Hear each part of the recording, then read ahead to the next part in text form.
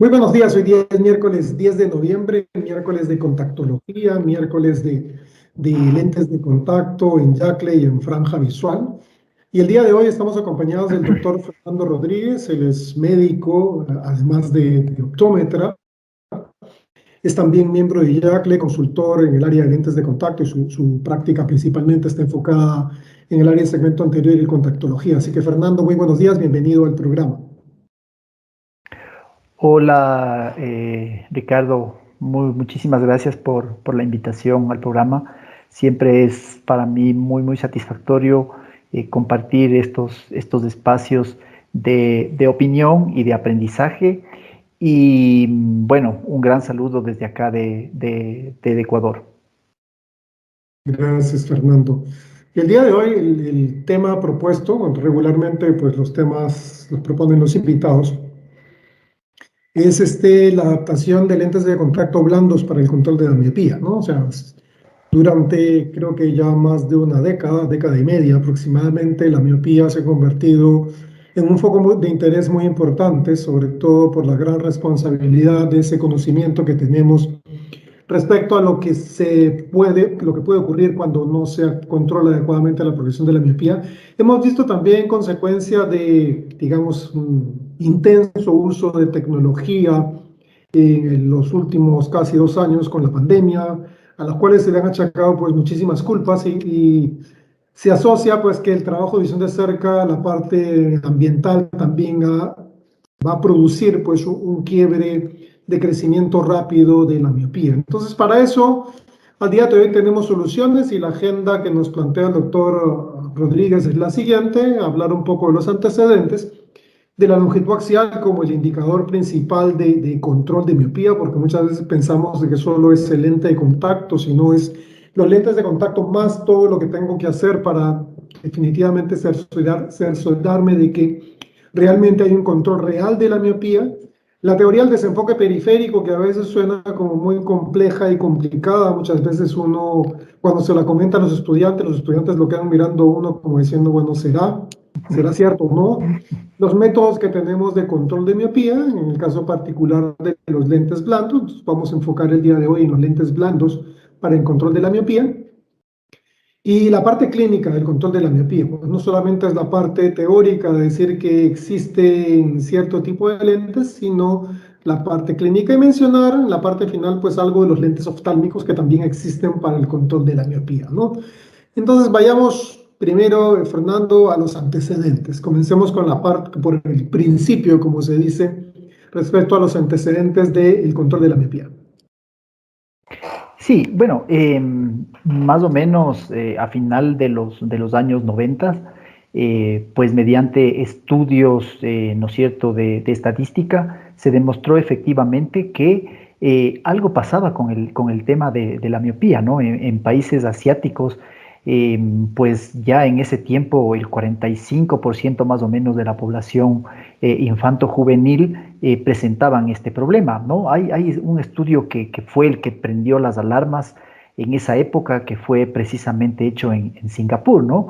Entonces, como te digo, los estudios estadísticos han demostrado fehacientemente que efectivamente la miopía está en alza, ¿no?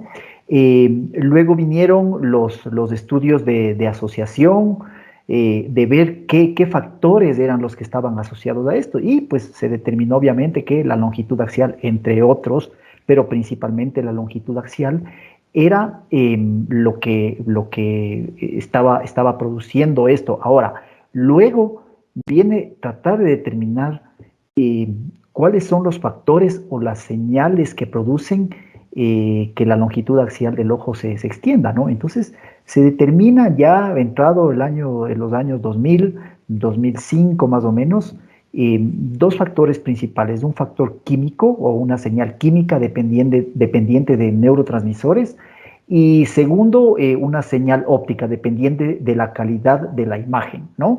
Y entonces, pues ya adelantándonos un poquito, por ahí vienen los métodos que actualmente hay para el manejo de la miopía, como pueden ser farmacológicos u ópticos, ¿no es cierto? Luego viene encontrar en qué parte de la retina actuaban estas señales, ¿no? Estas señales químicas de neurotransmisores y las señales ópticas. Entonces se empieza a hacer investigación, ahora sí, investigación con intervenciones. Obviamente se hicieron en primates y en ratones porque, por ejemplo, para ver si es que estas señales actuaban en la fobia, había que realizar una ablación a nivel de esta parte anatómica de la retina, donde se obtiene la mejor agudeza visual, y se veía que en animales que se ablacionaba la fobia y en los que no les hacían este procedimiento como mecanismo de control, pues en los dos había crecimiento axial del ojo. Quiere decir que pues ahí no era donde estaban actuando este tipo de señales o este tipo de estímulos. Luego, Smith más o menos no recuerdo exactamente el año, pero claro, empiezan a hacer estudios en retina periférica y es ahí donde se demuestra que están actuando las señales, ¿no? Es decir, el crecimiento axial del ojo, y ahora sí está demostrado, no hasta la saciedad, pero tiene muy buena evidencia científica, que es en retina periférica donde este tipo de estímulos actúan para el crecimiento del ojo, ¿no? Entonces, eso, bueno, ahora, Guillermo, hay muchísima información de miopía, es decir, yo creo que ya tenemos, excepto en el tema de manejo mismo de la miopía, que es donde hay todavía muchísima controversia, pero en el tema de epidemiología, de saber las causas y del tema de tener algunos manejos ahora, algunos tratamientos, pues yo creo que ya tenemos, como te digo, muchísima información, ¿no? Ahora mismo estamos escuchando el CLAS 2021 Symposium, en el que de 200 conferencias, pues yo creo que un 35 o 40% nos hablan de miopía, ¿no? Entonces, esa es la idea. Esa es la idea de presentar estos antecedentes. No abundar en esto porque creo que ya todos creo que conocemos muchísimo ya sobre este tema. Sí, se ha hecho muchas publicaciones, como tú dices, que comenzaron como un nivel de indagación y finalmente han tenido una mayor robustez, porque incluso uno, cuando va a las fuentes de literatura, por ejemplo, como PubMed, y hace una búsqueda de control de miopía y hace un filtro, por ejemplo, a revisiones sistemáticas o a metaanálisis, ya hay mucha información asociada al control de miopía en esos niveles de evidencia, ¿no? Estamos hablando ya de niveles superiores de evidencia, lo cual nos dice pues que no es que se haya estudiado en demasía, sino que hay muchísima información de gran robustez, de gran calidad, publicada en revistas pues indexadas en Scopus de buen nivel, porque pues hay también revistas, como se llaman, predadoras, de que a uno le cobran para que publique, ¿no? No importa el contenido, sino sencillamente aparecen publicados.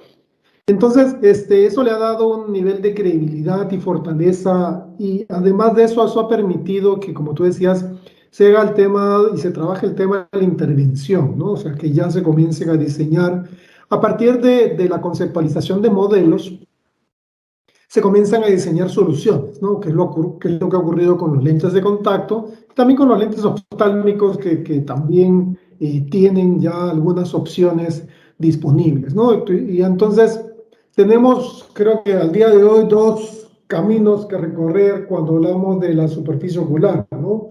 El control de miopía, una obligación por el conocimiento que tenemos, por un lado, y por otro lado, el síndrome de ojo seco, ¿no? Por la cantidad de quejas con las que vienen los pacientes de sintomáticos asociados a estas condiciones. Involucra ambas un nivel de conocimiento mucho más profundo, ¿no? Sí, exactamente. Es decir, la optometría moderna, eh, por esos caminos que toman a veces las ciencias, pues tiene ahora dos pilares, como tú comentabas, ¿no? Que es el control de la miopía y el síndrome de ojo seco. Entonces, claro, uno podría decir, entonces solamente vamos a estudiar estos dos temas. No, no es así, sino que visto desde esta nueva perspectiva, pues se abarca absolutamente todos los campos de la optometría, ¿no? Por ejemplo, en el control de miopía, obviamente hablamos de refracción, de óptica fisiológica, de óptica física, es decir, de todas esas ciencias básicas. obviamente la visión binocular que tiene muchísimo que ver en el tema de control de miopía, ¿no? Eh, para dar un manejo, para dar un tratamiento. Pediatría, obviamente, estamos hablando de que estamos trabajando con niños desde los 5 años o antes a veces.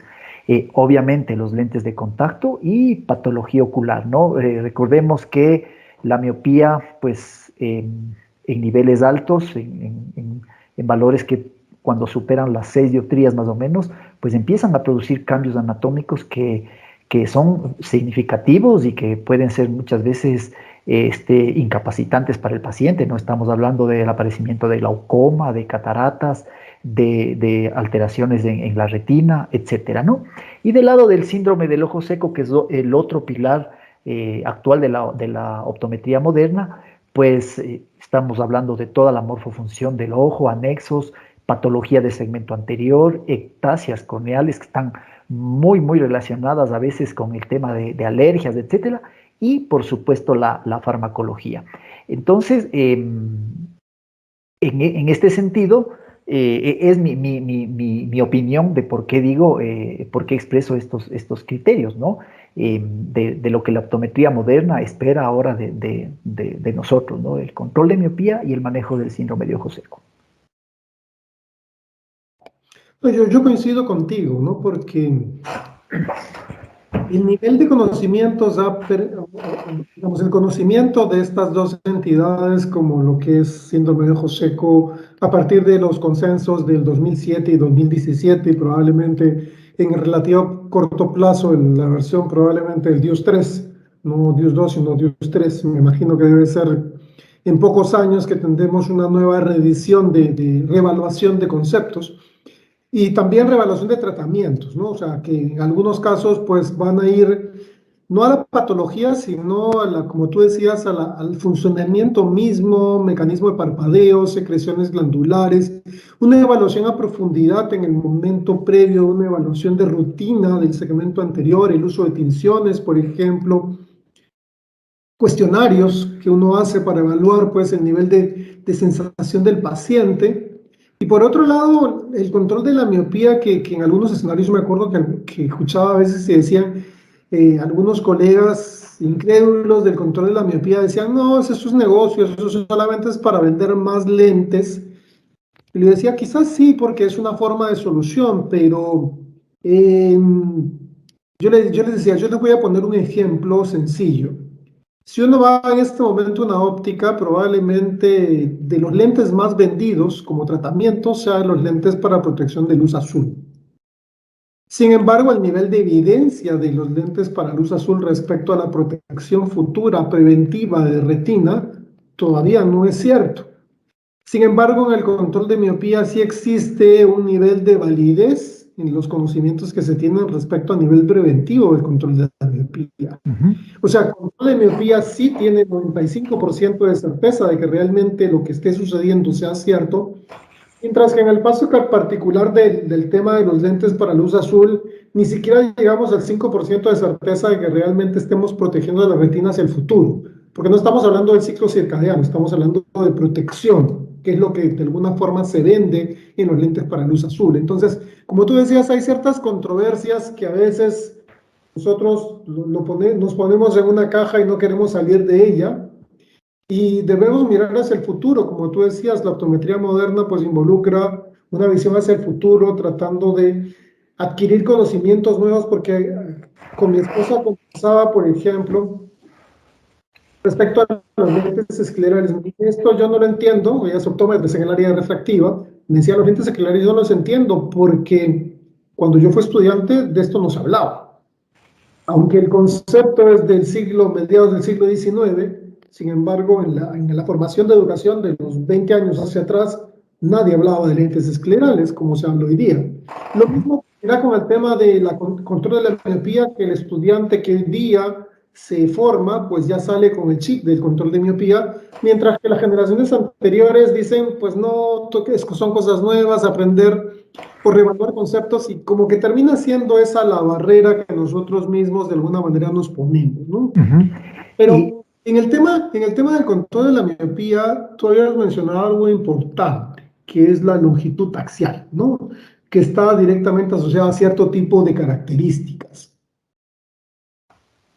Sí, en la miopía, en el tema de control de la miopía, pues hay que tener muchas variables, hay que tener en cuenta muchas variables, ¿no?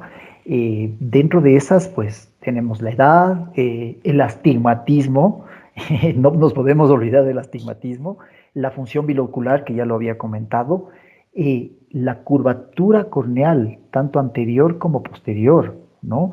Este, y obviamente la longitud axial. Eh, ¿Cuál es el punto de la longitud axial? Que en el tema de control de la miopía, al menos a nivel clínico o desde la perspectiva de quienes somos clínicos, o sea, yo no soy investigador, yo soy un clínico, es decir, yo veo pacientes todo el día, todos los días. Entonces, desde la perspectiva de los clínicos, el control de la miopía está iniciando. Esa es la verdad, está iniciando. Entonces, acuérdate, Guillermo, cuando hace muchísimo tiempo se empezó o se descubría el tema del glaucoma, ¿no? Entonces, el único indicador que se tenía era la presión intraocular, ¿no? Entonces, cuando la presión intraocular era mayor de 20 milímetros de mercurio, pues había glaucoma y tal, y lo que se intentaba era controlar eso, ¿no? Entonces, con la miopía estamos en ese punto de que la única certeza que tenemos en este momento de poder manejar o controlar la miopía es de alguna manera tratar de detener la longitud axial. En el futuro eso va a cambiar, va a haber otras variables. No sé, a lo mejor el diámetro pupilar en el futuro será extremadamente importante y ya lo es. Y ya lo es, ¿no? La pupilometría dinámica está tomando muchísima fuerza. En poco tiempo van a empezar a salir estudios sobre el tema, ¿no? Y tiene mucha importancia, de hecho, porque los diseños de lentes de contacto se basan en eso, en eso. Por eso es que la ortoqueratología, lo vamos a mencionar luego, o tal vez no, pero tuvieron que variar el diámetro estándar que se tenía, justamente por el diámetro pupilar, ¿no? Entonces, en ese punto estamos de la longitud axial. Obviamente las casas, los fabricantes de equipos ya empiezan a incorporar este tipo de medición que debe tenerse para que sea cada vez más accesible, ¿no? Acuérdate que hasta hace poco tiempo habían equipos, pero que eran hospitalarios o de manejo exclusivamente oftalmológico, ¿no? Ahora hay ya un sinnúmero de equipos y va a seguir habiendo en que van a incorporar en el autorrefractómetro, que creo que un gran porcentaje de optómetras lo tiene, ¿no? El autorrefractómetro y el autoqueratómetro, ya en esos vienen incorporados los topógrafos, ¿no? Que muchos lo tienen también. Y ahora pues van a empezar a venir incorporados equipos para realizar esta medición, que como te digo es una de las variables que actualmente sirven para hacer el control de la progresión de la miopía, ¿no? Entonces es muy, muy importante el tema de la longitud axial. Ahora, como te decía antes, todos los clínicos estamos en el inicio de esta carrera. Entonces, ¿es así imprescindible que tengas ese dato ahora mismo en tu consultorio? De pronto no, de pronto no. Pero en un futuro cercano tú tienes que ir incorporándolo a tu manejo clínico, ¿no? Eh, Porque definitivamente hay que apoyarse en los exámenes de diagnóstico. O sea, la optometría moderna, como hablábamos hace un momento, pues ha cambiado y ha cambiado mucho por el tema de la tecnología. Eso es evidente. Hasta hace mucho tiempo, no, hace algún tiempo, pues no habían todos los lentes de contacto porque no había la tecnología para fabricarlos. Había la idea, ¿no? Acuérdate, de la ortoqueratología se hablaba hace muchísimo tiempo, pero claro, no había cómo hacer un lente de geometría inversa para que ese aplanamiento corneal pues sea absolutamente controlado, por ejemplo.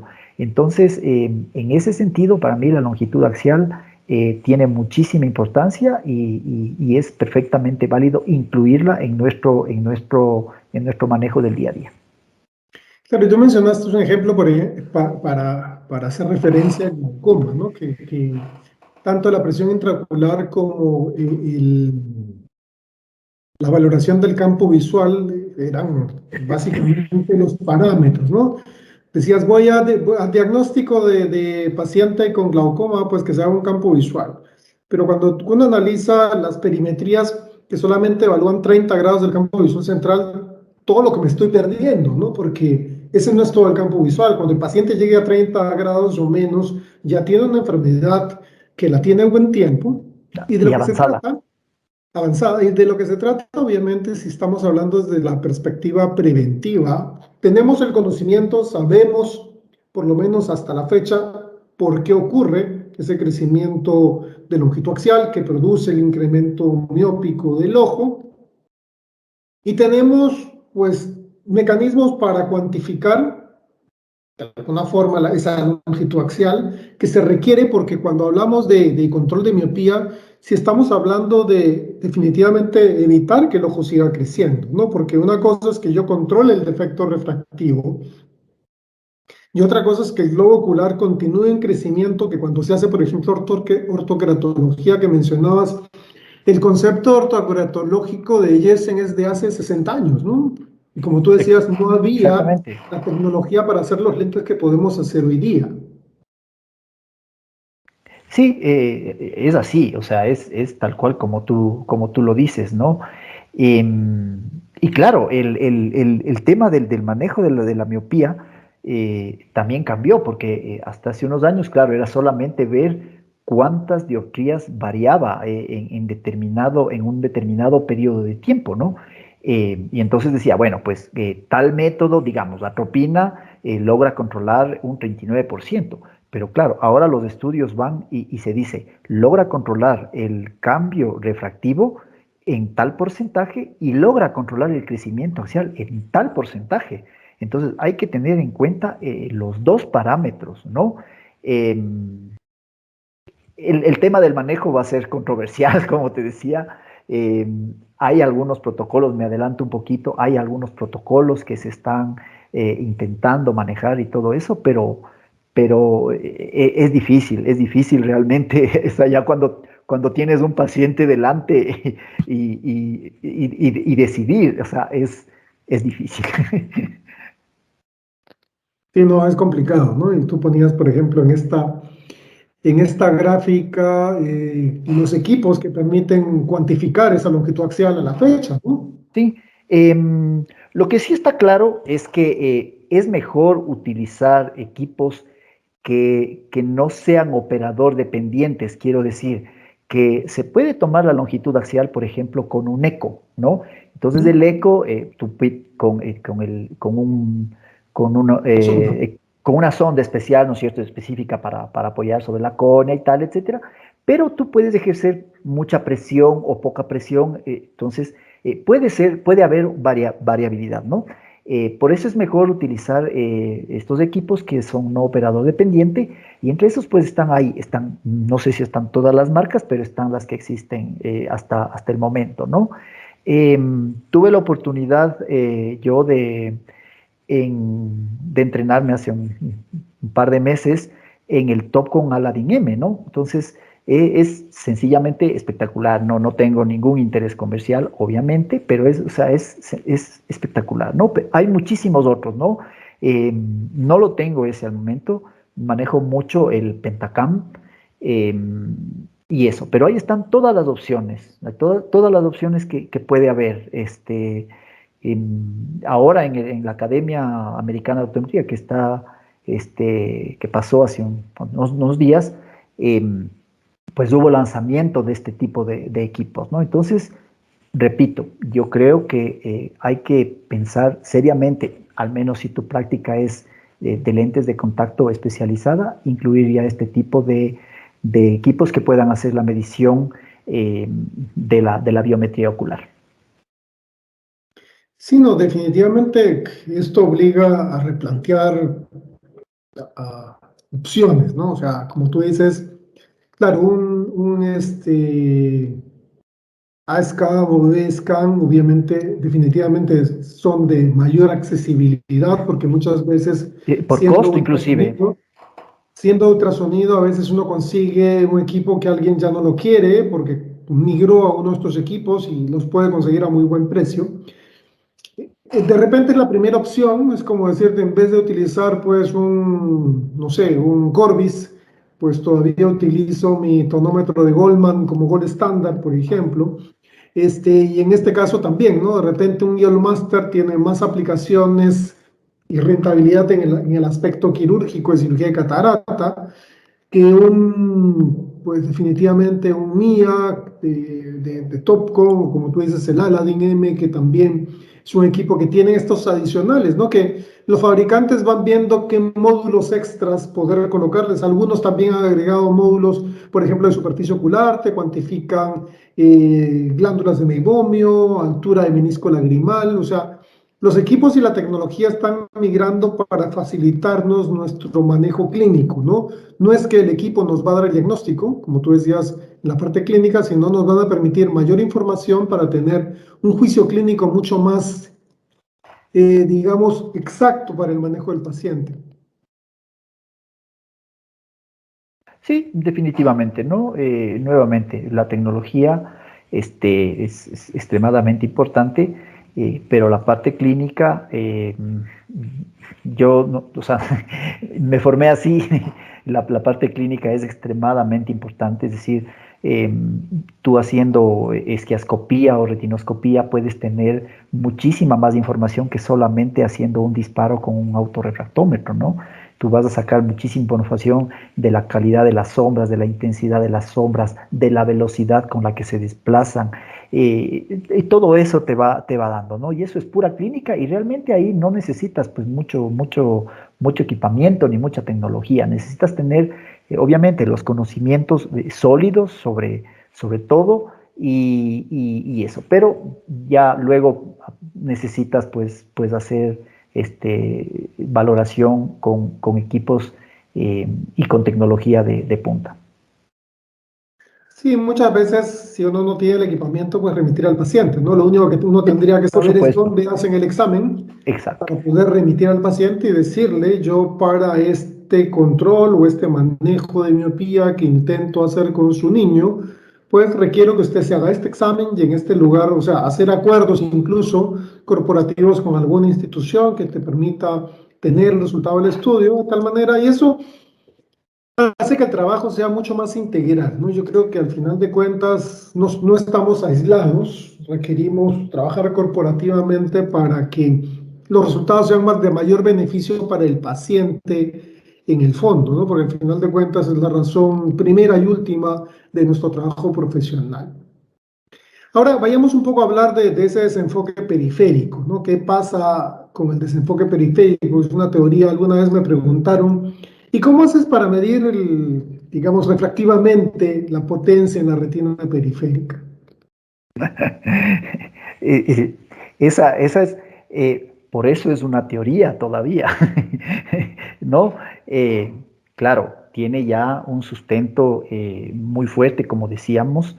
Este, Desgraciadamente hubo que hacer ensayos en primates. Seguramente los defensores de animales se quejarán de esto, eh, pero es así, ¿no?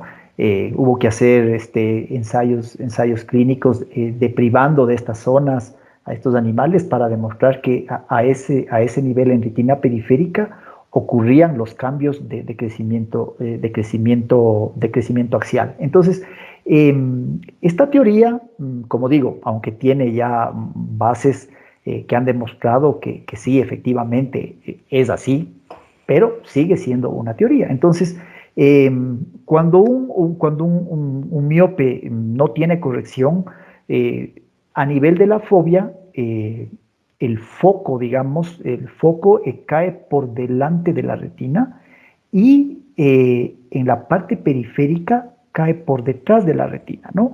Cuando nosotros ponemos un lente monofocal, digamos, sencillo, logramos llevar esa imagen, ese foco en la fobia hacia ese foco que está delante, lo llevamos hacia la fobia exactamente, pero en la periferia ese foco lo llevamos inclusive más atrás de la retina, ¿no? Entonces, creando lo que se denomina el desenfoque hipermetrópico. Entonces, ¿qué es lo que se trata de hacer como un mecanismo de manejo de control de la miopía? Es manipular la óptica del ojo para ese foco periférico, ese foco hipermetrópico que está en la periferia de la retina, pues llevarlo, o sea, cambiarlo totalmente para que sea miope, ¿no? Esa es la teoría del desenfoque periférico. No es difícil entenderlo, lo que pasa es que muchas veces, como tú decías, sobre todo con los estudiantes, uno se hace bolas, inclusive con los términos, ¿no? El desenfoque hipermetrópico, no sé qué, ¿no? Pero no, es realmente sencillo. Ahora, ¿qué pasa cuando, y también está demostrado, cuando tú usas un lente de contacto, por ejemplo, un monofocal, ¿no es cierto? Vamos a decir de -3. En el centro, ese lente tiene -3 y tú estás llevando la imagen hacia la retina, pero en la parte de la fobia. Pero en la periferia, mediante hay equipos que pueden medir el poder de esos lentes, ¿no es cierto? Entonces, en la periferia, esos lentes son más negativos. Vamos a decir, tiene 3 y en la periferia tiene 3,25. O sea, estamos haciendo exactamente lo que no queremos. Estamos exactamente haciendo lo que no queremos, ¿no? Cuando puedan, escuchen, la charla están por ahí en internet, hay que buscarla nada más. Eh, Cuando habla de esto Pat Caroline, ¿no? Entonces se entiende perfectamente y pues como tú sabes, él es uno de los diseñadores de este tipo de lentes de corrección de miopía, ¿no? Nuevamente, es una teoría. Yo creo que en el futuro las teorías pueden negarse o pueden aprobarse. Ninguna de las dos condiciones es mala porque las hipótesis y las teorías están justamente para eso, pero cada vez toma más fuerza y cada vez se ve que esto realmente es así. Entonces, en el futuro lo que va a pasar es que se va a corroborar esta teoría y seguramente aparecerán nuevas condiciones para el manejo de estas, ¿no? Y luego pues se pasa ya sabiendo que esto es así, cómo funciona el desenfoque periférico para la producción de miopía, pues se pasa a la siguiente etapa que es encontrarle o buscarle soluciones al problema.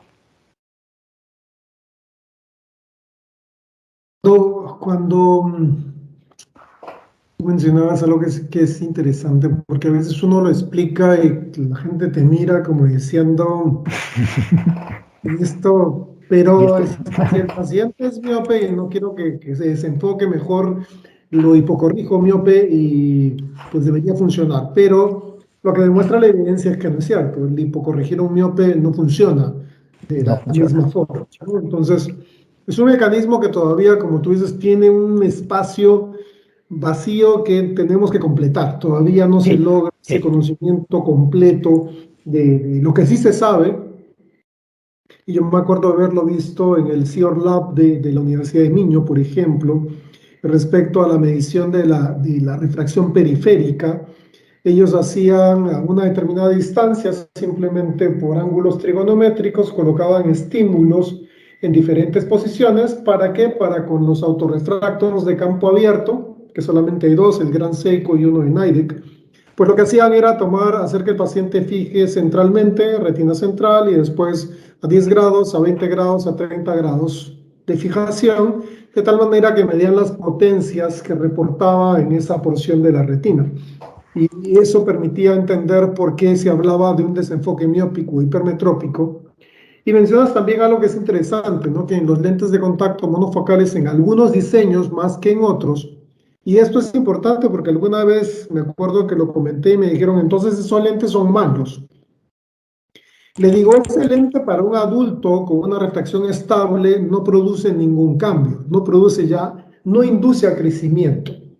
Y no es que sean malos, sino que el diseño del lente, finalmente, por la forma que tiene el lente de contacto corrector, así como sería un lente miópico oftálmico, pues tiene ese efecto óptico periférico. Exactamente. Entonces, por esa misma razón, como tú decías, pues los diseñadores han tomado como base de este conocimiento, pues el desenfoque periférico para poder realizar diseños de lentes de contacto, ¿no? Esto es como la aspirina y la prevención de infartos cardíacos, que de alguna forma, como efecto, digamos, colateral, se encontró pues que el ácido acetilsalicílico beneficiaba al paciente con ciertas posibilidades de tener algún tipo de infarto cardíaco. y se comenzó a usar como preventivo, ¿no? Entonces se encontró un segundo uso. Lo mismo ocurrió con los lentes de ortoqueratología, que si bien de manera inicial se pretendía no controlar la miopía, sino aplanar el centro, pues finalmente la periferia que inducía el lente, pues producía un desenfoque miópico que contribuía a que el ojo pues tuviera un control de crecimiento, ¿no? Sí, sí, exactamente. Y lo que tú decías es real, ¿no? Es decir, a veces uno comenta eso de que un lente es más negativo hacia el centro, un lente monofocal, y claro, pero es por la construcción. O sea, otro ejemplo sería un lente progresivo, ¿no? Dependiendo del diseño y tal, en el corredor central, pues está muy nítido, vamos a decir, pero tiene ciertas aberraciones hacia temporal o hacia nasal inferior. Pero es la construcción, o sea, uno tiene que entender que, que, que estos sistemas ópticos, porque al final son sistemas ópticos, son sujetos de aberraciones, entonces no son ni buenos ni malos, sino que es así el proceso de construcción. Pero al mismo tiempo, al encontrarle ese pero, vamos a decir, se pudieron desarrollar diseños que a la vez pueden funcionar eh, con el efecto que efectivamente necesitamos tener, ¿no? No, sí, coincido totalmente contigo, ¿no? Que alguno, o sea, digamos, la perfección visual involucra que hubieras nacido de métrope y te hubieras mantenido de métrope toda tu vida. Eso sería el mundo ideal. Lo mismo sucede en la presbicia, ¿no? Lo ideal de un lente para corrección de la presbicia es que tú retrocedieras 20 años en el tiempo y no tuvieras presbicia, porque cuando ya la tienes requieres alguna forma de corrección. Entonces, lo que se están diseñando pues son sistemas ópticos que contribuyen significativamente, pero sin embargo no son perfectos al 100%, sin que esto les quite mérito, ¿no? Porque a veces cuando uno menciona este tipo de detalles de que el sistema no tiene una óptica perfecta, te dicen, ah, entonces no es bueno. Nos vamos a los extremos, ¿no? O sea, en el mundo ideal, pues ningún lente sería bueno, lo ideal sería que no tuviéramos necesidad de usar corrección óptica. Exacto. Cuando pensamos ya en los métodos de control, porque hemos conversado pues del desenfoque periférico, que es lo que de alguna manera origina toda la corriente de diseños de lentes de contacto y algunos conceptos que están asociados al aspecto farmacológico también, ¿no?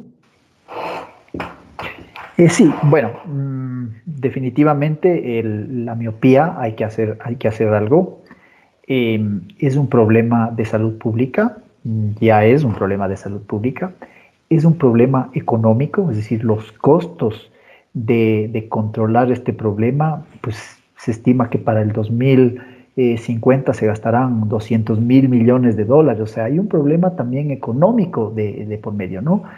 Si un chico ahora tiene 15 años y tiene miopía, pues cuando tenga 35 años y esté en su etapa de ser productivo económicamente y tal, y tenga problemas, entonces se convertirá en una carga para la sociedad, ¿no? Y para los sistemas de salud. Entonces, eh, en ese sentido, viéndolo desde esa óptica, eh, pues la Organización Mundial de la Salud considera que se debe hacer algo. ¿Y qué es lo que tenemos ahora? Principalmente tres mecanismos con los que nosotros podemos hacer algo, ¿no? El primero es un mecanismo conductual, ¿no? ¿Qué quiero decir con un mecanismo conductual?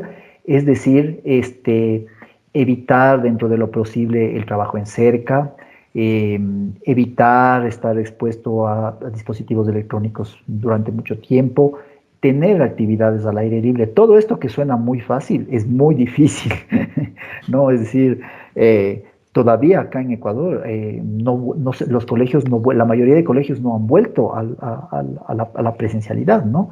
Entonces, siguen los chicos de 8 de la mañana a 12 de la mañana en clases y a la tarde lo mismo. Entonces, decir, no, tiene que limitar el trabajo en serio, es muy fácil, pero es muy difícil. Entonces, el tema conductual, el primero. ¿Lo podemos hacer como optometristas? Sí, lo podemos hacer. El segundo es un manejo farmacológico, ¿no? Y dentro de esto hay algunos. Del más estudiado, la atropina.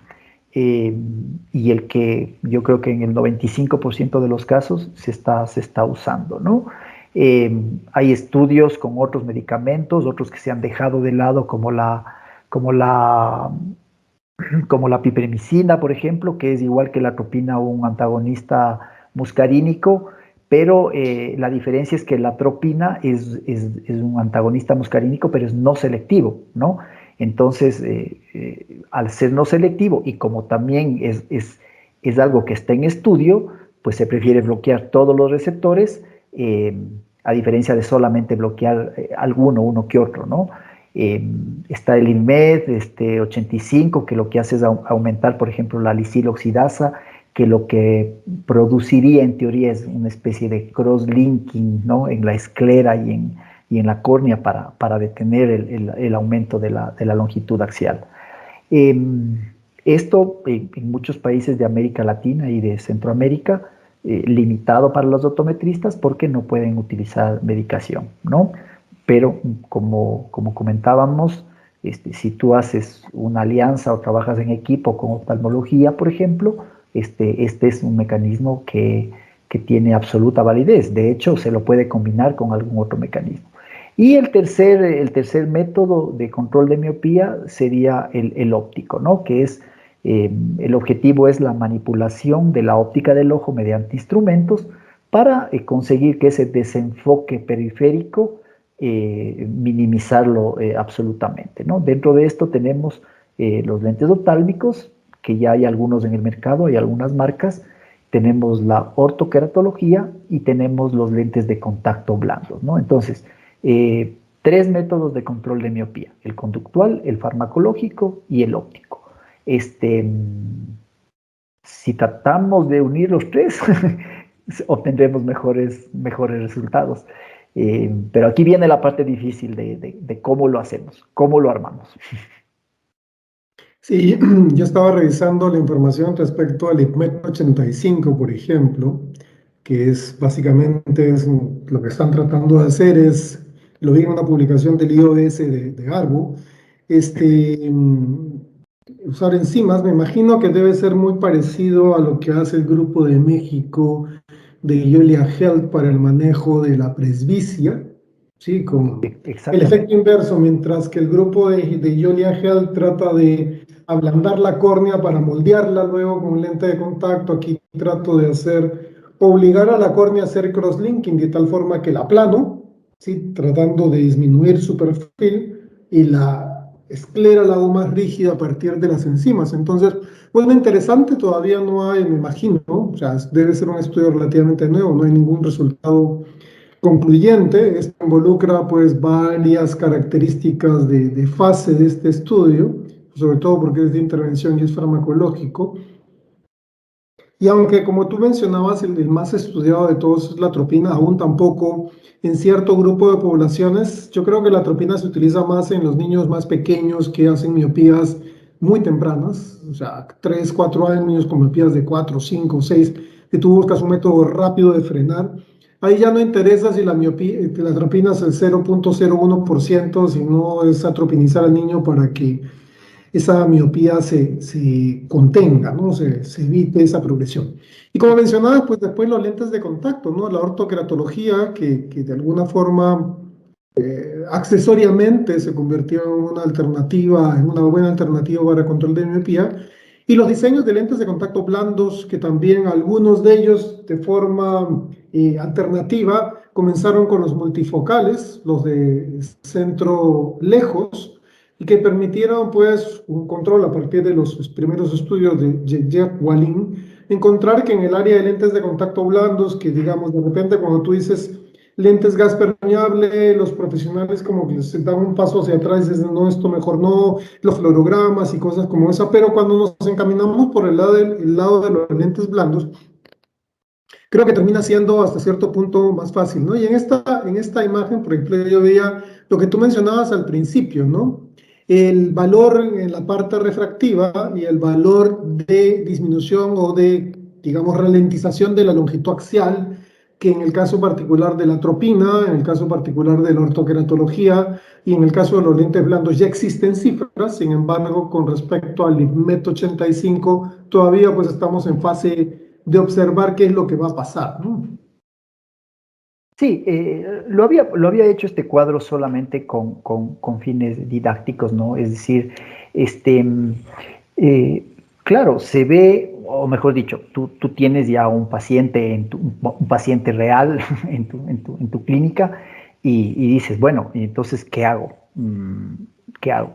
Entonces, bueno, digamos que me voy por la ortoqueratología, que en principio sería el que mejor control tiene del esférico equivalente y el mejor control tiene de la longitud axial, ¿no? Pero hay otros factores que uno tiene que considerar. Entonces, sí, era solamente para decir de estos dos tipos de intervenciones, la farmacológica y la óptica, que no está dicho absolutamente nada, ¿no? De hecho, en intervenciones farmacológicas hay muchísimo más, ¿no? Hay la atropina, como te había dicho, la pirenzepina, la metilxantina, recordarás que ese inclusive era un medicamento vía oral, que hubo muchos estudios de eso, ¿no?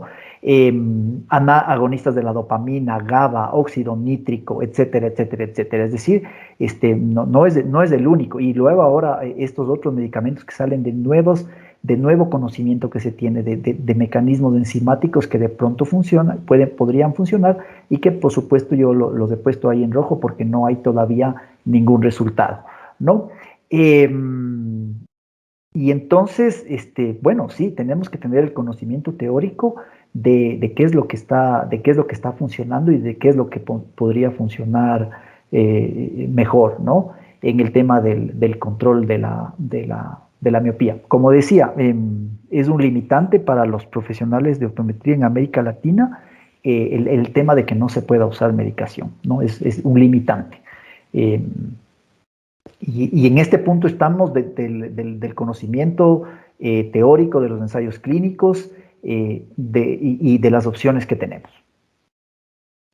No, y mencionabas la 7-metilxantina, que yo me acuerdo haber leído un paper de un grupo de Dinamarca que hablaba de ya una formulación para vía oral, porque Ujú, ujú. la 7-metilxantina es un metabolito derivado del café o del cacao, que definitivamente quién se atrevería a darle café o chocolate a un niño de noche para que no duerma. Este, que lo que contribuía también era un incremento en la rigidez del tejido eh, corneal y prácticamente escleral, ¿no? Básicamente por Escleral y coroideo. colágeno, ¿no? Exacto. Entonces, aspectos que, por un lado, vamos la nutrición, como tú decías, bioral, la parte farmacológica. Yo creo que al final de cuentas suma, ¿no? O sea, si yo tengo que hacer algo, pues, y la nutrición es algo que todavía se está estudiando, porque si yo porque hice una revisión en algún momento revisando algunos trabajos respecto a la nutrición, si tú comienzas a evaluar lo que el ser humano come hoy, digamos, comidas altamente en grasas saturadas y altamente altas en niveles de carbohidratos, y lo comparas con la dieta de los cazadores recolectores de hace, no sé, 3.000 años atrás, probablemente no haya habido muchos miopes en ese tipo de poblaciones, y en las poblaciones actuales, pues sí, ¿no? Y los vemos en un nivel de crecimiento bastante significativo. Vayamos ahora a conversar un poco de los lentes blandos para el control de la miopía. Y esta imagen es muy característica de las comunidades chinas, asiáticas en general, respecto a cómo se busca, pues, disminuir la posibilidad de acercamiento, ¿no? E incrementar, pues, estímulos acomodativos que produzcan una mayor predisposición a progresión miópica en estas poblaciones. Así la foto es tal cual, ¿no? Una intervención conductual, ¿no? Es decir, ponerles literalmente una barrera para que los niños trabajen, pues, un poco más lejos, ¿no? Eh, pues nada, en el tema del control de la miopía, no está nada dicho. Si tú quieres usar ortoqueratología o lentes blandos, nadie te puede decir que está mal. De hecho, dependiendo de las zonas, pues en China prefieren muchísimo la ortoqueratología, ¿no? Pero muchísimo. Y otros países asiáticos prefieren los lentes de contacto blandos. Entonces, eh, no lo sé. Eh, yo tengo muchísima gratitud, vamos a decir, con los lentes de contacto blandos y estoy empezando a manejar este tipo de dispositivos para el control de la miopía, ¿no? Ya usábamos hace algún tiempo los multifocales que no eran específicos para el control de la miopía, pero claro, tiene la lógica, ¿no? Si en la periferia tiene una adición, entonces en esa zona el lente obviamente va a ser muchísimo menos negativo y puede funcionar, o sea, nuevamente voy a poder manipular la óptica del ojo y evitar ese desenfoque periférico. Entonces, como digo, los multifocales, hay estudios de que mejoraron las cosas, pero no eran específicos para el control de la miopía por un montón de factores. Luego de eso apareció el lente de diseño de doble foco o de foco dual, que comercialmente se lo conoce como el MiSight de CooperVision, ¿no? Se presentó el reporte de los 7 años ya del estudio, eh, muy buenos resultados, de hecho tiene aprobación FDA para control de la miopía. ¿Y cuál es el cambio, digamos, que tiene con un multifocal normal, digamos? Es que lograron de alguna manera contraer todos estos eh, anillos concéntricos a una zona muchísimo más pequeña que cabe dentro del diámetro pupilar prácticamente, y este sí es un diseño específico para control de la miopía, ¿no? Que sería como el segundo diseño. Y un tercer diseño que no tiene todavía aprobación FDA, pero que es también es compañía CooperVision, de Sobleg específicamente, el miopía, que aparte de ser un diseño multifocal, la cara anterior del lente tiene la particularidad de que aumenta la profundidad de foco, ¿no? Entonces, eh, eh, son diseños que tienen patentes propias, ¿no es cierto? Entonces, pero lo que hace es que en el centro, si tú vamos a decir, si tú necesitas un -3, tú lo vas a pedir al lente como un -3, pero ese lente seguramente tiene un poquito menos de medida, porque al aumentar la profundidad de foco, no necesitas llevar con un -3 exactamente hacia retina central. Entonces, seguramente ese lente tiene menos poder en el centro de lo que se necesita y en la periferia poder positivo. Eh, Todavía hay un poco de confusión en los términos que se manejan en esto, ¿no? Porque en los multifocales uno dice, tiene una adición de tanto, de 250, vamos a decir. Pero en los diseños exclusivos de miopía, debemos acostumbrarnos a decir la zona de tratamiento, porque si bien es una adición positiva, no estamos buscando tener una adición positiva como lo concebimos normalmente para un paciente presbita, sino que esta adición positiva para la miopía es la zona de tratamiento. Y hay que tratar de determinar qué cantidad de dioptrías positivas se necesita para tener esa zona de tratamiento. Se ha intentado desde 1 hasta 3 y 350, ¿no? Obviamente, mientras mayor sea la cantidad de dioptrías positivas que tengas en la zona de tratamiento, pues la eficacia de la intervención que estamos haciendo será muchísimo mejor, teniendo en cuenta que mientras más zona de tratamiento positiva tengamos, la visión de lejos también puede fluctuar. Entonces hay que llegar a un balance, ¿no? Y lo que tú decías al inicio o sea, ¿y cuánto es el desenfoque periférico? O sea, ¿y por qué 250? ¿Y por qué 225? Esos son los estudios de intervención y los estudios que se hacen, ¿no? Para tratar de ver.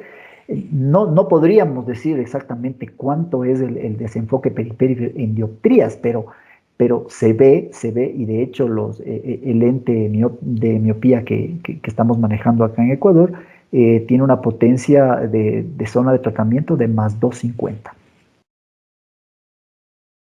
Sí, como decías al principio, por ejemplo, en el caso de los multifocales, solo para complementar, pues no es cualquier multifocal, ¿no? No es cualquier multifocal, exactamente. Es un multifocal que en la porción central, porque estamos hablando de un muchachito que no es presbita, en la porción central, porque a veces se confunde mucho, ¿no? A veces te dicen, multifocal, entonces cualquiera puede funcionar. No, es un diseño particular que tiene la porción central de lejos y la periferia es de cerca, ¿no? Buscando ese mismo, o sea, Imagen central enfocada, imagen periférica miópica, ¿no? Para evitar ese desenfoque hipermetrópico en el paciente, ¿no? Entonces, eh, como tú decías, es algo que no se hizo exprofesamente para control de miopía, pero que por diseño, ¿sí? Básicamente tiene ese comportamiento también de desenfoque. Y hablabas también del lente de diseño de doble foco que hace referencia al lente MiSight de Cooper Vision. Y que como comentabas este año en la academia, hace pocos días en la Academia Americana de Optometría, pues se presentó este estudio ya de 7 años, ¿no? Que ya le da digamos, al principio, entonces 2 años, bueno, sí, vamos a ver qué pasa, pero con ya 7 años, pues como que se va poniendo pantalón largo el estudio y va teniendo un nivel de robustez Sí, muchísimo mayor, ¿no? Entonces ya sí. vamos teniendo una evidencia de mayor fortaleza porque se hace un seguimiento digamos, en un plazo más largo. Y me acuerdo que hace muchos años, cuando Pauline Cho presentó respecto a ortoqueratología, que es una de las investigadoras del Politécnico de Hong Kong que ha tenido la mayor cantidad de publicaciones respecto a Octo-K. Como te decías, en China, pues es como política de Estado el control de la miopía, entonces están obligados a ese control. Es más, en la salud pública está incluido las intervenciones de miopía como parte del beneficio de salud pública de los pacientes. Eh, pues me acuerdo que en alguna reunión ella publicó un estudio después de 3 años y como que la miraron mal y le dijeron, pues con 3 años no se podrían presentar resultados concluyentes, ¿no? Tuvo que esperar 2 años más para presentar un estudio de 5 que corroboraba lo que había dicho el de 3, ¿no? Y después de 2 años, o sea, después de 5, ya se tuvo un estudio pues mucho más, el estudio LORIC también, que es un estudio longitudinal para el tema de control de miopía, pues ya hace una referencia pues muchísimo mayor, ¿no? Se está hablando de control de miopía por los últimos casi 20 años ya, entonces tenemos diseños que son mucho más específicos, como este diseño de doble foco de Cooper Vision, que es una alternativa adicional. Y como tú mencionabas que la profundidad de foco también es ópticamente algo que el mismo ojo busca a partir, por ejemplo, de cambios en el diámetro pupilar, ¿no? Cuando hacemos Exacto. agujero estenopeico y hacemos que los miopes aparentemente incrementen su capacidad de ver a partir del agujero estenopeico, estamos aprovechando ciertas aberraciones como la aberración esférica del ojo, o podemos hacer un cambio digamos, en la profundidad de foco de tal manera que el paciente pues puede terminar viendo aparentemente mejor, ¿no? Y esto es un beneficio complementario a los pacientes. Sí, absolutamente, ¿no? Em, ya en el tema de control de miopía, también em, tiene muchísimo que ver los padres, o sea, tú puedes proponer, o sea, ese es otro tema, o sea, tienes que luchar en el buen sentido de la palabra con tu paciente pediátrico y tienes que luchar con los padres, porque finalmente son ellos quienes van a decidir, ¿no? Entonces, como decía, no es fácil, no es fácil, o sea, hemos escuchado mil conferencias de control de miopía, hemos asistido a muchos congresos, o sea, hemos estado en el medio, pero repito, enfrentarse ya a un paciente de estas características no es para nada fácil, ¿no? Em, en el medio en que yo trabajo, yo me desenvuelvo, veo que es mucho más fácil la aceptación del lente blando que, por ejemplo, del de ortoqueratología, ¿no? Y por cosas, o sea, por cosas tan simples como a todos mis pacientes les digo, no, tú no puedes dormir con lente de contacto, tú no puedes, o sea, ese es mi discurso con mis pacientes, no, no, tú no puedes dormir con el lente de contacto. Y de pronto tengo que mandarle a dormir a un paciente con el lente de contacto. Entonces, pero si a mi otra hija mayor usted le prohibía dormir con lentes de contacto, ¿por qué ahora me dice usted eso? Entonces, es como que el lente blando lo aceptan de mejor manera, ¿no? Eh, y esto también se ve en los Estados Unidos, que es, digamos, como la referencia, ¿no? O sea, entre ortoqueratología y lente, manejo con lente blando está como 50 y 50, más o menos, ¿no? Otro tema es también la experticia o en qué parte de la curva de aprendizaje está el profesional para adaptar un lente de ortoqueratología, ¿no? Si decíamos hace un momento que a veces tenemos problemas en los profesionales de que no adaptan lentes de contacto gas permeables, ¿no? No se diga adaptar este tipo de lentes. Pero bueno, ese es otro tema. Eh, estos lentes funcionan, sí, hemos visto, hay estudios que soportan esta idea. Específicamente acá en el Ecuador tenemos no el lente de contacto de doble foco, que es el MiSight, todavía no hay autorización para introducir este lente acá, pero repito, tenemos el lente de Soblex, el miopía, que es un lente multifocal, pero que aparte aprovecha por cara anterior el aumentar la profundidad de foco. Entonces, ópticamente conseguimos el tratamiento que deseamos. No, y mencionabas algo importante que es como barrera en el grupo de profesionales, ¿no? Muchas generaciones crecieron con las generaciones previas del hidrogel de silicona, crecieron con la idea de que con lentes de contacto no se puede dormir. Y luego los llevamos por el lado de la ortoqueratología y le decimos que sí, que el paciente debe dormir con lentes de contacto. Y ahí tienes, digamos, una contradicción inicial. Y por otro lado, como tú decías, el nivel de adaptación de lentes permeables es bastante más bajo y eso también es una barrera con el nivel de confianza que un profesional podría sentir para querer adaptar lentes de contacto de material permeable que a su vez le voy a enviar al paciente a dormir, ¿no? Y ahí tengo dos grandes barreras con las cuales se tienen que luchar porque por formación base pues sucedió que este grupo de profesionales creció con la idea, profesionalmente hablando, de que no se podía dormir con lentes y que adaptar gas permeable es difícil, ¿no? Sí, Por ahí están nuestros, digamos, nuestros principales barreras que levantar, ¿no? sí, exactamente, es así. Em, ¿Qué dicen ahora? Otra parte que es muy interesante, una nueva concepción de la interpretación de los estudios clínicos y todo eso. Hay ahora lo que se llama los estudios de vida real, ¿no? Los real world data, que es, o sea, sí, todos los investigadores, los estudios que vemos son espectaculares y nos demuestran la efectividad de tal o cual intervención. Y uno pues los toma eso para aplicar a sus pacientes en base a la evidencia científica, ¿no? Eh, es así como se debe trabajar. Pero claro, ahora es, bueno, yo, Fernando Rodríguez, voy a empezar a tratar pacientes con miopía. Entonces, me encuentro con un montón de barreras que nadie nos había dicho, ¿no? Entonces, lo que te decía, estamos haciendo camino al andar, ¿no? Eh, al final de esta charla nos tomaremos unos minutitos para contarte qué es lo que estamos haciendo ya en la vida real, ¿no? Y esa diapositiva que está ahí es extremadamente importante. La pirámide de la evidencia científica, ¿no? Es decir, cómo debemos manejarnos y cómo debemos interpretar los estudios. Sí, no, mencionabas algo que es cierto, ¿no? Porque muchas veces cuando haces investigación, tú planteas una hipótesis y tratas de demostrar la hipótesis que tú planteas.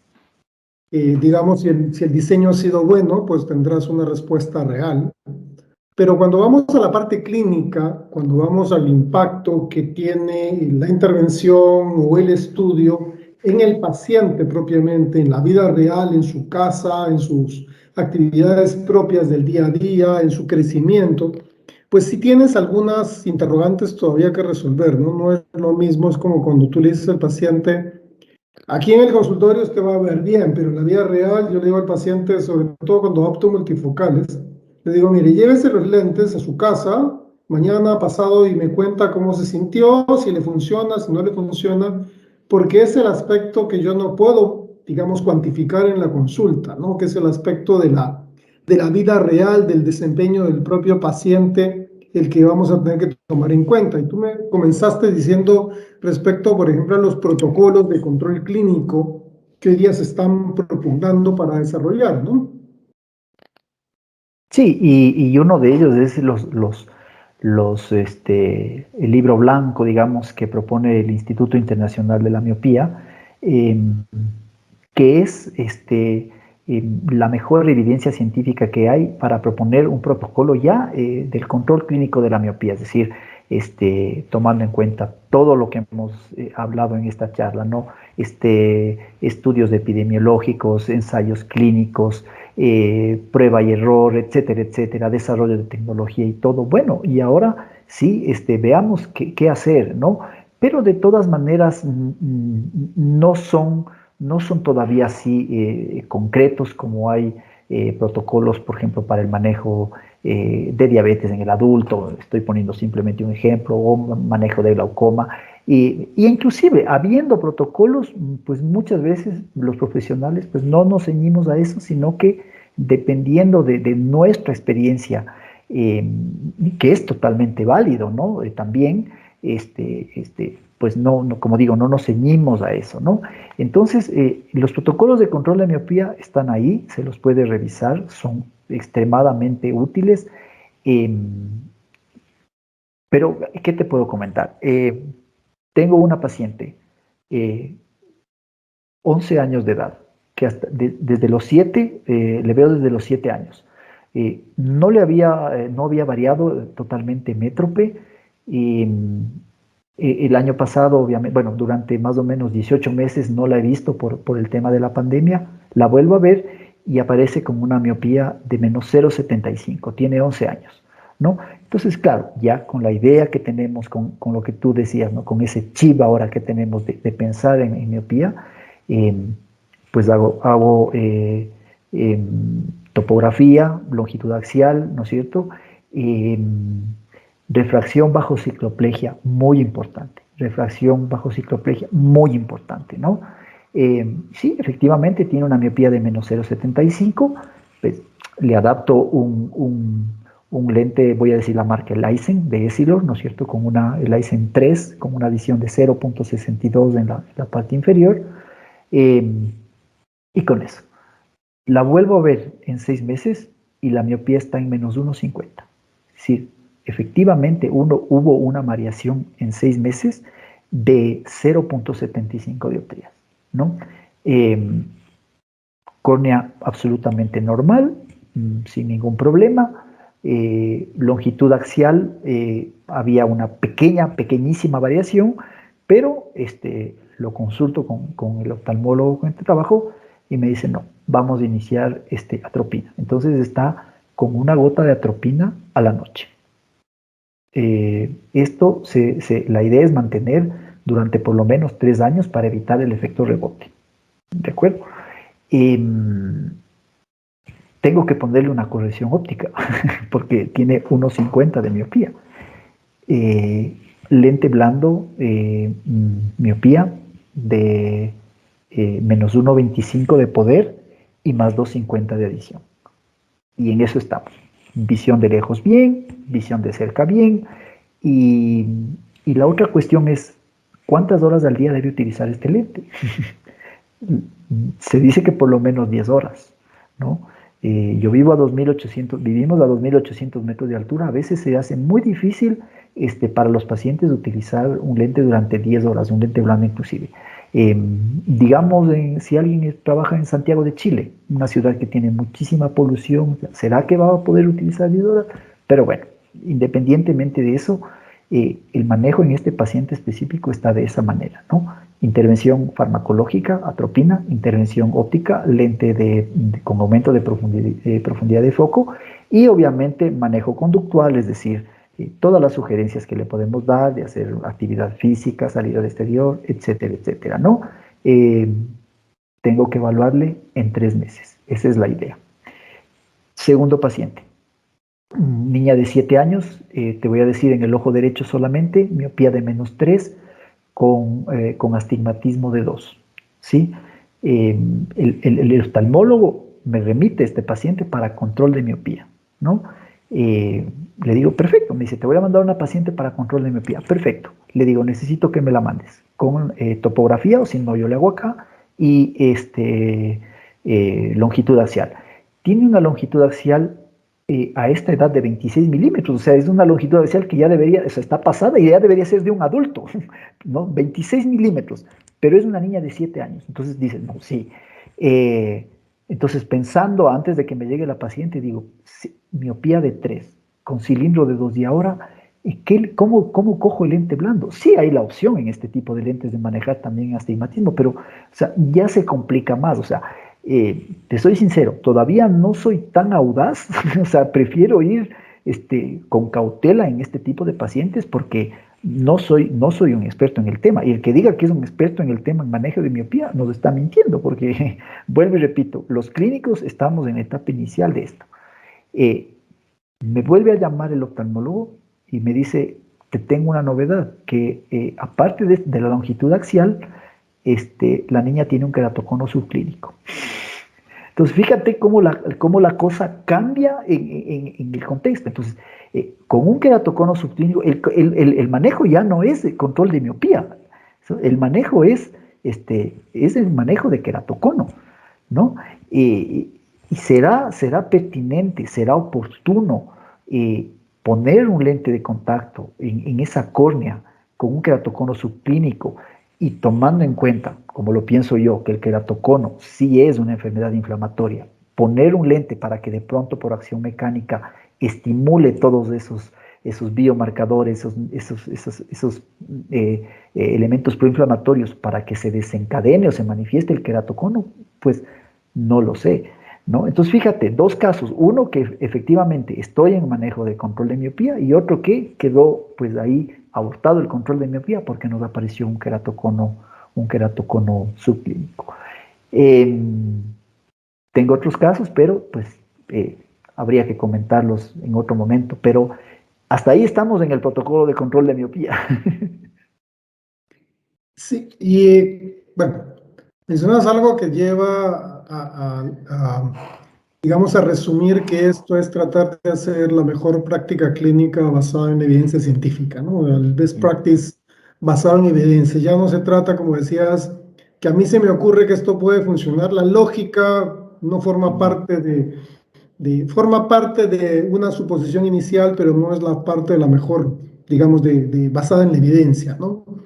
Entonces toca de alguna forma pues tratar de integrar conocimientos, integrar el criterio clínico en base a un buen juicio de antecedentes del paciente para que, como tú dices, podamos hacer lo mejor por ellos. De repente hoy, digamos hoy día, 10 de noviembre, pues quizás errados, mirándolo en perspectiva hacia el futuro, porque de repente el 10 de noviembre del 2022 de repente el panorama de corrección sea otro, porque te encontraremos algo nuevo, de repente el IGMET 85 realmente funciona y es la maravilla.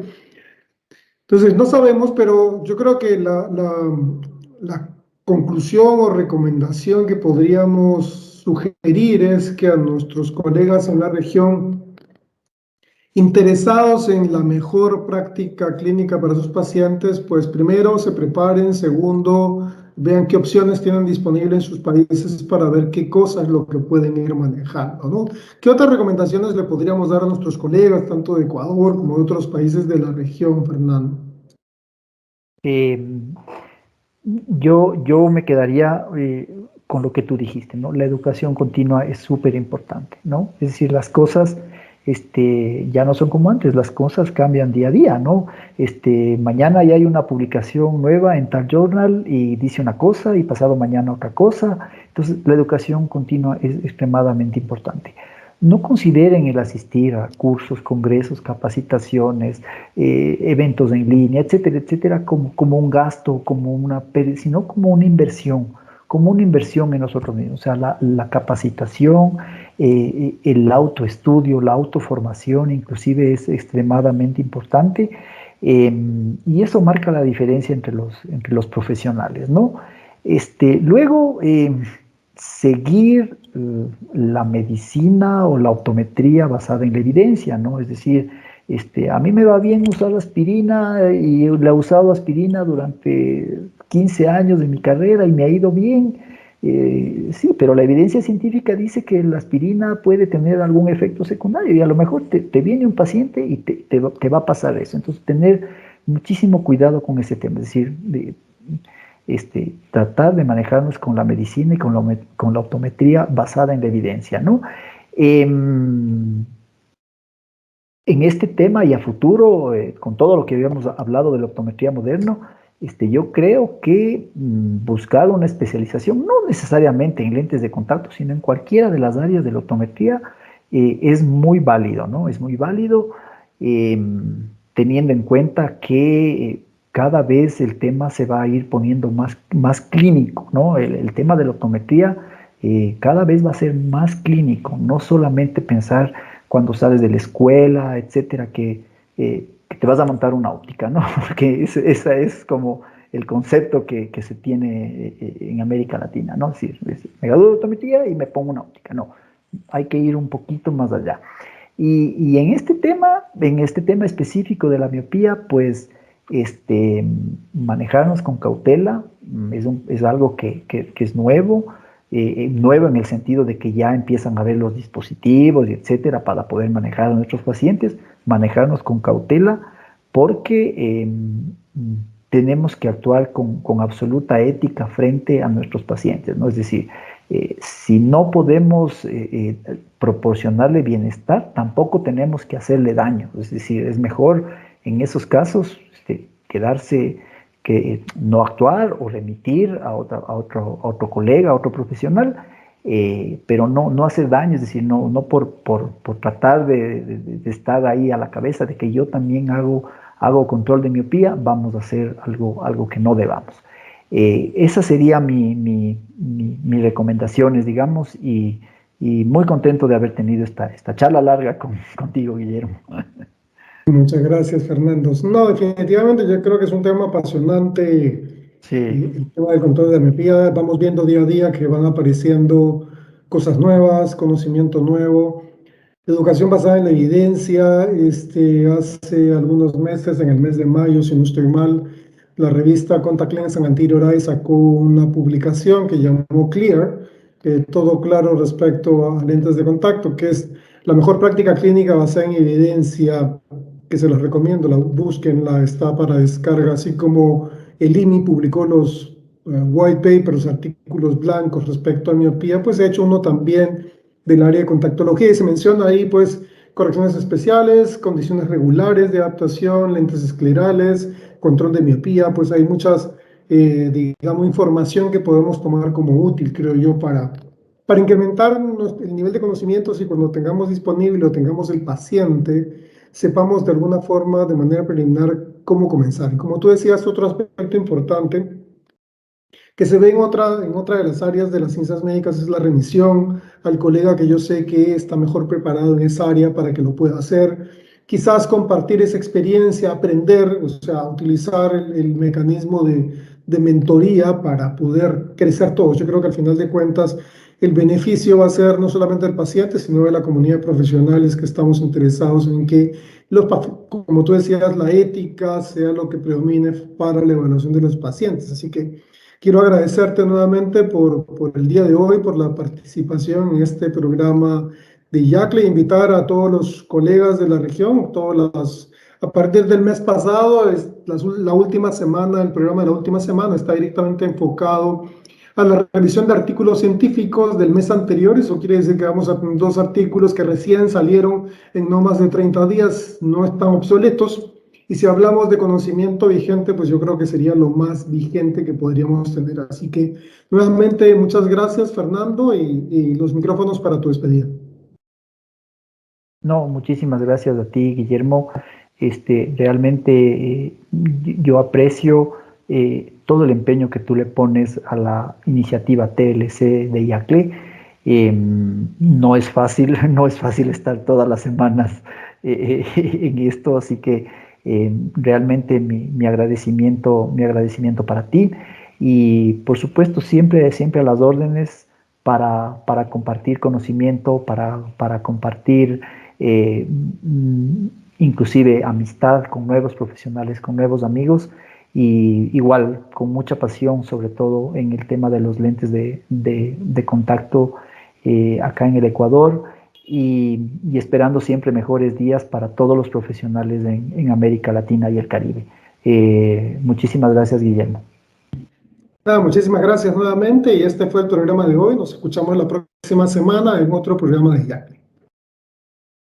Muy bien, vamos a detener la grabación.